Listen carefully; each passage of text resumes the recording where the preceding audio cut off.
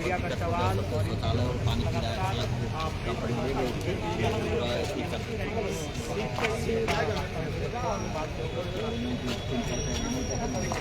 पीना सब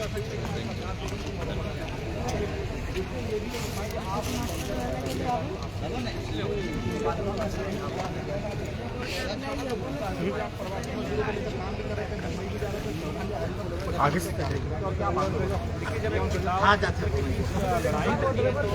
स्वाभाविक है कि इसमें पिता की भी कुछ दोष त्रुटियां होती हैं, पुत्र की भी कुछ त्रुटियां होती हैं, लेकिन उनमें से दोनों अगर कोई एक संकट की स्थिति में उत्पन्न होगा तो उस समय हम लोग दोष और त्रुटियों को नहीं गिनते हैं। हम सहयोग की अपेक्षा रखते हैं कि हमें अगर पुत्र संकट में है तो पिता अपनी त्रुटियों को भूलकर अपनी मेरी गलतियों को क्षमा करके मेरा सहयोग करेंगे, और अगर पिता संकट में है तो चाहेगा कि पुत्र उन गलतियों को भुलाकर, उन त्रुटियों को भुलाकर मेरा सहयोग करेगा। तो इस समय ना मजदूरों की त्रुटियों पर चर्चा करने का विषय है, ना सरकार की नाकामियों को गिनाने का विषय है। यहाँ विषय है कि वो 45 जीवन मुझे लगता है काफ़ी संकट स्थिति में है, क्योंकि उनके पास ना भोजन का साधन है, ना पीने की स्वच्छ पानी का साधन है, यहाँ तक कि मेडिकल फैसिलिटी भी नहीं है। सूचना मिली है, सूचना नहीं, मैंने वीडियो कॉल में स्वयं उनसे बात किया है, वे लोग टॉयलेट का पानी यूज करते हैं पीने के लिए, जो कि खेद है, अमानवीय है।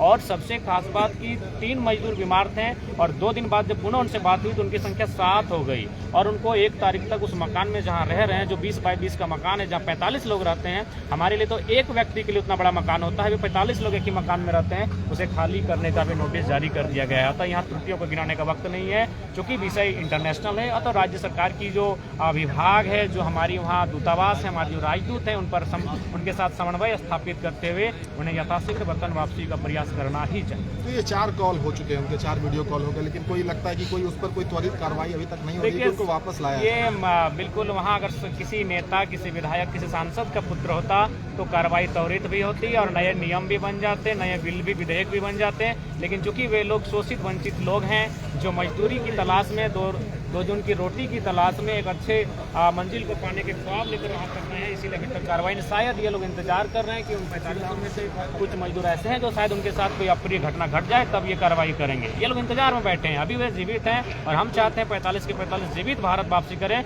लेकिन ये हुक्मरान कहीं इस ख्वाब में तो नहीं है कि वे कुछ अनहोनी की आशंका लगाकर तो नहीं बैठे कि उनके साथ कोई अप्रिय घटना घटे। कहीं ना कहीं ये शर्मनाक है, त्वरित कार्रवाई होनी चाहिए, उन्हें वतन वापसी का रास्ता सरकार को तैयार करना चाहिए।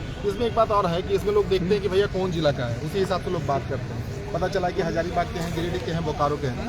तो झारखंड की ये समस्या है, हर एक व्यक्ति को बात करनी चाहिए, हर एक प्रतिनिधि को बात करनी चाहिए, क्योंकि झारखंड के ही है, वो सारे लोग झारखंड के ही, और सबसे बड़ी बात है भारत के हैं।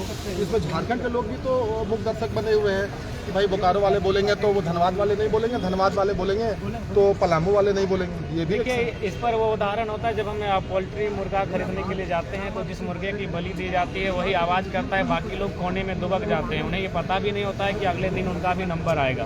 तो वही हाल हम मानव का है। हम लोग अपनी रोजमर्रा के जीवन में और इस आधुनिक जीवन में इतना व्यस्त हो चुके हैं कि हम लोग अपनी संवेदना को खो चुके हैं, अपने कर्तव्यों को भूल चुके हैं। मेरा मानना है पूरे राज्य का विषय है, पूरे राज्य के तमाम जो जनप्रतिनिधि है उन्हें प्रवास की पीड़ा पर हमेशा आवाज़ उठानी चाहिए, सदन पर बात रखनी चाहिए, वैकल्पिक मार्ग तैयार करने चाहिए। और फिलहाल जो मजदूर हमारे विदेश में रहते हैं या अन्य प्रदेशों में रहते हैं, उनके साथ कोई अप्रिय घटना ना घटे। लगातार ऐसी घटनाएं आती हैं, महाराष्ट्र से, गुजरात से हमारे मजदूर आया तो उनके साथ अप्रिय घटनाएं घटती है, उन्हें मार दिया जाता है, ऐसी बहुत सारी घटनाएं घटती हैं। इसके लिए हमारी सरकार को बेहतर काम करना चाहिए। अगर इंटरनेशनल मामला हो तो केंद्र की सरकार को काम करना चाहिए, और अगर अन्य प्रदेशों का मामला है तो राज्य सरकार को बेहतर काम करना चाहिए और मजदूरों के साथ हमेशा खड़ा रहना चाहिए। यहाँ से कैसे वो वापस आएंगे, उसको लेकर क्या करना चाहिए? देखिए, इसके लिए फिलहाल जो हम लोगों ने डीसी मैडम को और वहाँ डीसी महोदय को ज्ञापन दिया है, तीनों जिला में हम लोग देंगे, और ये उनके माध्यम से ईमेल हो या फैक्स के माध्यम से ये केंद्र तक जाएगा, और केंद्र के माध्यम से हमारे जो सऊदी के रियाद में जो हमारी दूतावास होगा वहाँ तक संदेश जाएगा, और दूतावास जब उन मजदूरों को अपने अधीन करेगा यानी अपने कंट्रोल में करेगा तो स्थितियाँ बेहतर हो जाएंगी। एक बात और है, बड़े पीड़ा के साथ ये कहना पड़ रहा है, ये देखा गया है कि जब वॉर सिचुएशन होता है तो वहाँ से निकाल कर लेकर आया जाता है तो एक खबर बन जाती है, तो ये खबर नहीं बनती है, इसलिए नहीं आ रही। हाँ बिल्कुल, मेरा मानना है कि ज़िंदगी होती है, चाहे आप वार से निकाल के आएँ या फिर अकाल से निकाल के लाएँ, या फिर किसी मजदूर को जब कोई प्रताड़ित कर रहा है वहाँ से निकाल के आए। जीवन जीवन होता है और मानव का जीवन अनमोल होता है। तो ये वार का सिचुएशन भले ना है, लेकिन जीवन तो जीवन है। अगर कार्रवाई नहीं करते हैं, आप संज्ञान में नहीं लेते हैं, तो उनका भी जीवन ग्रस्त हो सकता है। संभावनाएं हैं, मान के चलिए उनको मेडिकल फैसिलिटी उपलब्ध नहीं कराई जा रही है। जो लोग बीमार हैं, एक मानवीय शरीर हार्डली 30 से 45 दिन तक बिना भोजन किए, बिना स्वास्थ्य लाभ लिए सह सकता है, लेकिन उसके बाद तो स्थितियाँ बिगड़ेंगी ही, और मुझे लगता है उस समय पूरी घटना घट सकती है। तो इसलिए ये वार और ये टीआरपी और ये फिर अपना वोट बैंक, ऐसा नहीं होना चाहिए। हम लोग तो स्पष्ट कहें कि मजदूरों के हितार्थ के लिए हम लोग अच्छी राजनीति नहीं करेंगे। जो लोग सरकार में बैठे हैं, विधायक सांसद हैं, वही लोग नेतृत्व करें, हम उनके साथ खड़े होंगे, हम उनके पीछे चलने के लिए तैयार हैं, लेकिन सकुशल उनके वतन वापसी का रास्ता तैयार हो। हम लोग यही आगे आप क्या सोचे हैं, मतलब अगर इस पर कार्रवाई नहीं होती या फिर नहीं आते नहीं होगा तो फिर हम लोग आज जिला स्तर में प्रदर्शन करेंगे। एक और बड़ा इंपॉर्टेंट सवाल है, आप मुंबई भी जा रहे थे, तो जो प्रवासी मजदूर से मिल रहे थे, सबसे बड़ी पीड़ा क्या थी? वो झारखंड आना चाहते हैं, किस तरीके का वो मतलब सवाल जवाब ये संवाद हो रहा था? हाँ जी, देखिए वो झारखंड आना चाहते हैं और वे चाहते हैं कि झारखंड में ही उनके स्किल के अनुसार काम मिले। जैसे जो लोग ड्राइवर हैं, तो उनका मानना है कि सरकार गवर्नमेंट के माध्यम से ट्रांसपोर्ट की व्यवस्था करे। और ऐसे भी आप देखें हजारीबाग में हमको लगता है हज़ारों जो सरकारी बस हैं वो तो कूड़े में चले गए। धनबाद में भी हज़ारों सरकारी बस कूड़े में चले गए। तो ऐसा नहीं है, मैक्सिमम वहाँ जो लोग मिले वो ट्रांसपोर्ट में हैं, माइंस में है, जो पत्थर खदान है। तो हमारे पास भी तो कोयला खनन है, अबरक का खनन हो रहा है, बहुत तरह के जो तत्व हैं उनका खनन किया जाता है। तो जो लोग उनका स्किल है उसके आधार पर भी काम मांग रहे हैं। वो नहीं कह रहे कि अगर हम लोग को अगर ड्राइविंग का हैंडल संभालने आता है तो हमें इंजीनियर बना दीजिए या फिर डॉक्टर की सुई थमा दीजिए। अपने स्किल के अनुसार काम मांग रहे हैं और हमारे राज्य में उनके स्किल के अनुसार काम है। बस राज्य सरकार की नीयत और नीति स्पष्ट है। कैसी आपकी नीति और राजनीति कैसी चल रही है? चुनाव भी नहीं जीता रहा। देखिए फिलहाल हम लोग तो बेहतर पा रहे हैं अपने आप को, और ये तो आप लोग बताएंगे, ये मीडिया हाउस का काम है कि हम लोग कहाँ हैं, हमारा क्या परसेंटेज है, हमारी क्या स्थिति रहेगी, ये आप लोग बताइएगा तो बेहतर होगा। जुड़े लोग या टूटे? नहीं, जुड़ रहे हैं लोग, जुड़ रहे हैं, लगातार जुड़ रहे हैं। टूटेंगे वही जो अपनी निजी महत्वाकांक्षा रखते हैं, जो राज्य का हितार्थ रखते हैं, वो नहीं टूटेंगे। सबसे बड़ी दिक्कत क्या हो रही है जुड़ने में?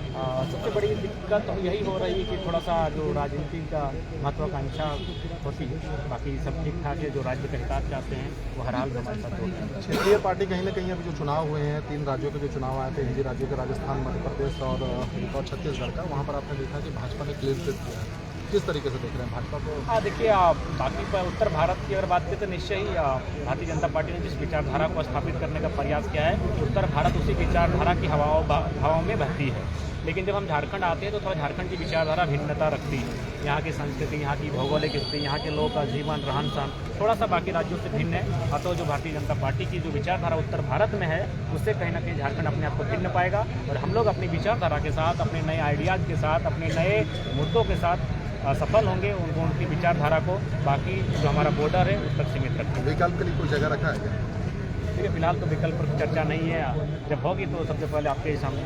2 साल बीत गए हैं इसमें और जन्मदिन आप आज मना रहे हैं, चीज़ें भी बदली हैं। अब लोग आपके पास आकर बधाइयाँ दे रहे हैं। जयराम महतो वो जयराम महतो नहीं रह गए, अब जनता के बीच वाले जयराम महतो, तो जिम्मेदारियाँ भी बढ़ गई। तो इस जन्मदिन पर क्या कहना चाहेंगे आपके, खास करके जो समर्थक हैं, जो प्रशंसक हैं, जो आपको प्यार करते हैं, जो आपको चाहते हैं, या फिर विरोधी भी जो है? देखिए, आप जो लोग जनता के हो जाते हैं उनका जन्मदिन जैसा विशेष कुछ होता नहीं है। तो जन्मदिन के अवसर पर भी हम यही कहना चाहेंगे कि अगर कोई लोग सेलिब्रेशन करे तो सेलिब्रेशन ना होकर किसी का सहयोग हो। जैसे आज हम लोग करने आए हैं, किसी की आवाज़ बनने आए हैं, किसी को हिम्मत देने आए हैं, किसी को सांत्वना देने आए हैं, तो ये काम हो तो हमारे जन्मदिन पर हमें अच्छा लगेगा और वो बेहतर होगा। केक कटेगा ही? बस छोटा सा एक केक है, गेट के बाहर कटा ही आता है। अच्छा, जो समर्थक है उनसे तरफ पूछे, जन्मदिन पे क्या कहना चाहेंगे? पहले जयराम को जन्मदिन की ढेर सारी शुभकामनाएं।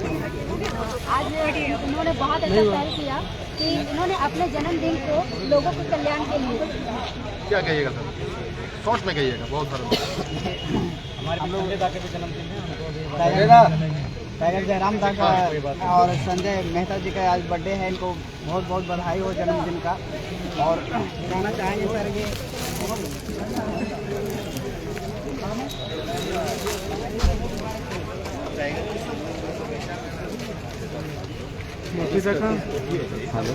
स्टूडेंट लोग का नहीं